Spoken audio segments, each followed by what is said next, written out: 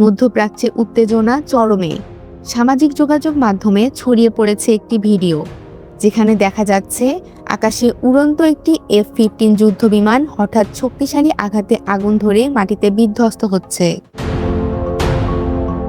দাবি করা হচ্ছে এটি যুক্তরাষ্ট্রের নির্মিত $100 মিলিয়ন বেশি মূল্যের F-15 ফাইটার জেট, যা ক্ষেপণাস্ত্র হামলায় ভূপাতিত করেছে ইরান।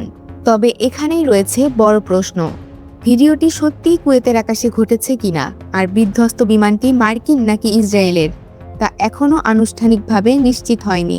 কুয়েত, যুক্তরাষ্ট্র কিংবা ইসরায়েল কোনো পক্ষ থেকেই এখন পর্যন্ত আনুষ্ঠানিক বিবৃতি আসেনি। ইরানি সূত্র দাবি করছে, চলমান সংঘাতের তৃতীয় দিনে তারা একটি F-15 যুদ্ধবিমান গুলি করে ভূপাতিত করেছে। আরও একটি ভিডিওতে দেখা গেছে একজন পাইলট জরুরি পরিস্থিতিতে একটি গাড়িতে অবস্থান করছেন। বিভিন্ন আন্তর্জাতিক গণমাধ্যম জানিয়েছে পাইলট ইজেকশন সিস্টেম ব্যবহার করে নিরাপদে অবতরণ করতে সক্ষম হয়েছেন বলে ধারণা করা হচ্ছে। তবে গুরুত্বপূর্ণ বিষয় হলো, মার্কিন হামলায় আয়াতুল্লাহ আলী খামেনি নিহত হয়েছেন এমন দাবির পক্ষে এখন পর্যন্ত কোনো বিশ্বাসযোগ্য আন্তর্জাতিক সূত্রে নিশ্চিত তথ্য পাওয়া যায়নি।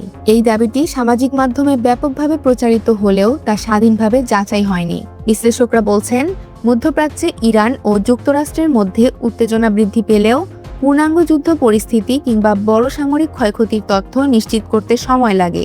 বিশেষ করে যুদ্ধকালীন সময়ে প্রচার যুদ্ধ বা প্রোপাগান্ডা উভয় পক্ষ থেকেই ছড়ানো হতে পারে।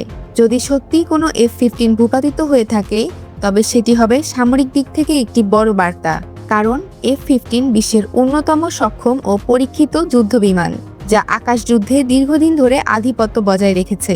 কিন্তু বাস্তবতা হলো, এই মুহূর্তে ঘটনাটির স্বাধীন ও নিরপেক্ষ যাচাই এখনো সম্ভব হয়নি। তাই সামাজিক যোগাযোগ মাধ্যমে ভাইরাল হওয়া ভিডিও দেখে চূড়ান্ত সিদ্ধান্তে পৌঁছানো ঝুঁকিপূর্ণ।